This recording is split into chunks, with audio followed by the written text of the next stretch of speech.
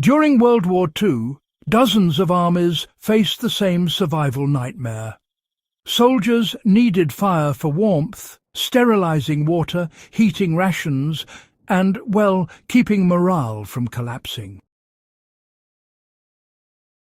But every spark of flame risked giving away a position. Even a thin ribbon of smoke curling into the sky could expose a trench line, a forest hideout, or a temporary encampment to patrol aircraft or distant artillery crews. Commanders repeatedly warned their units, smoke means death. And yet the cold didn't care about tactics, and soldiers still needed heat. So field engineers, scouts and supply troops across multiple militaries developed a Firecraft trick that let them burn fuel for hours with nearly zero visible smoke. It was simple, rugged, and it worked under stress. Most people today have never even heard of it, but, reenactors, off-grid preppers, and just a handful of survival instructors have kept it quietly alive. And when you learn how it works, well, you begin to understand why it spread quietly through winter barracks, dugouts, and resistance safe houses all over Europe and the Pacific. Now, let's break down exactly what this method was, why it worked, and how you can still use it today with no fancy equipment and, honestly, no dependence on modern fuels. The trick relied on controlled micro-drafting rather than open flame.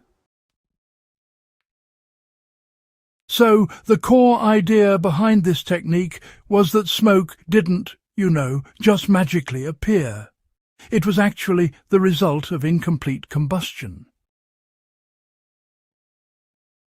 World War II engineers, they learned they could reverse that problem by forcing the fire to burn slower, hotter, and under restriction.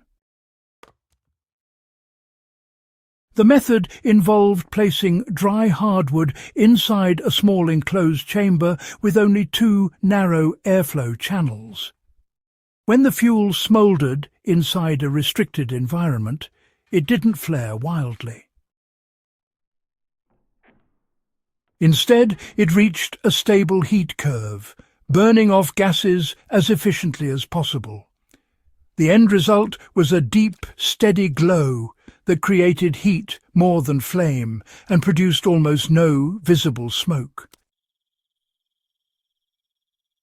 German units used it in their makeshift trench heaters. Soviet winter troops used versions of it for cooking without alerting reconnaissance balloons.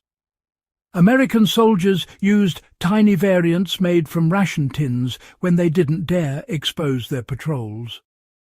Even resistance groups in occupied France used these low-smoke micro-burners inside barns and cellars because the heat could drift through floorboards without giving away an operation. The secret wasn't magic, it was chemistry and airflow discipline. Inside the chamber, wood gases that normally escape as thick white smoke were, forced to linger in heat long enough to ignite and burn clean.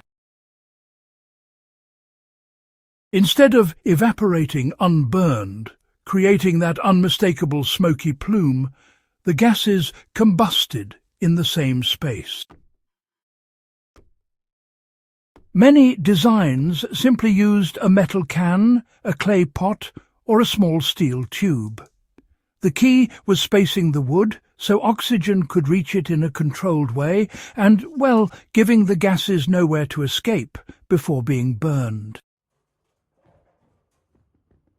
This turned cheap hardwood sticks into long-lasting fuel blocks. Soldiers reported run times of 2 to 3 hours on just a handful of finger-sized sticks. The chamber concentrated heat and extended burn time, which meant, fewer fuel trips and less exposure to enemy sightlines. Today, modern hikers often buy gasifier stoves because, well, they unknowingly replicate this exact World War II principle. But you can, recreate the original trick using scrap metal or even mud-packed clay if you understand the structure. They weren't building stoves. They were building controlled burn chambers that doubled efficiency and, well, erased smoke. The easiest modern recreation uses 2 metal cans. If you're applying this knowledge practically, start with a small food can and remove the label. Punch a series of pencil-sized holes around the top rim for secondary combustion. Now take a slightly larger can, remove its top and bottom, and fit it as a sleeve around the smaller one.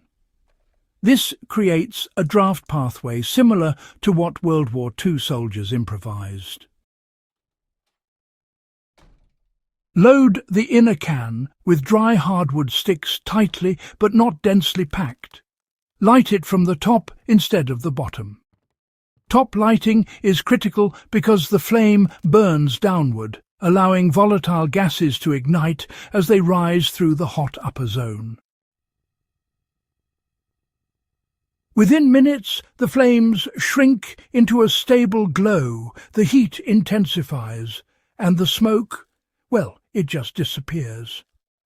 What you're left with is a clean-burning microheater, quite similar to what scouts and forward observers used back in the day. If you want an even more historical angle, you can actually replicate the clay-packed versions seen in Eastern Front bunkers. Soldiers would press wet clay around a metal tin, leaving only a thumb-sized intake near the base and an outlet at the top.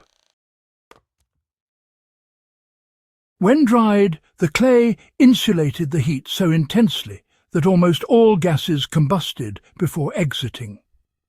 These clay sleeve burners produced a faint heat column that was nearly impossible to spot from a distance.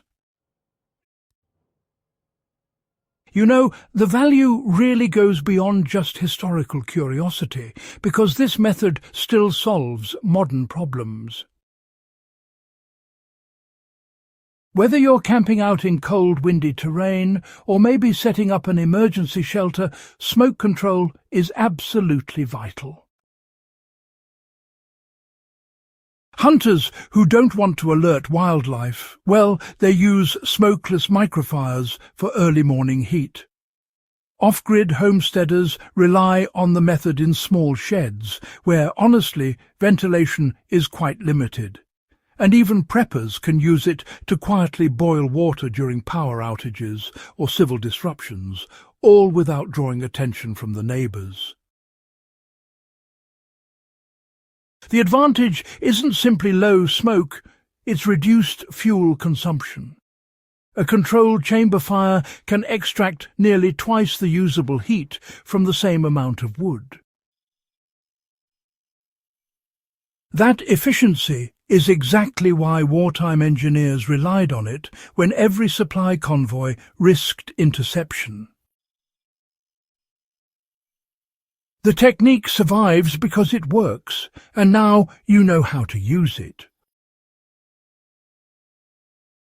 This World War II Firecraft trick didn't survive because of nostalgia. It survived because it solved a tactical and practical problem that humans still face. Whether you recreate it for historical interest, off-grid living, or emergency readiness, it's honestly one of the most dependable pieces of forgotten wartime knowledge you can add to your toolkit. If you found this guide valuable, do consider subscribing to In the Beginning. Share this with fellow history enthusiasts, and keep this channel growing so we can continue reopening the lost chapters of survival and engineering history.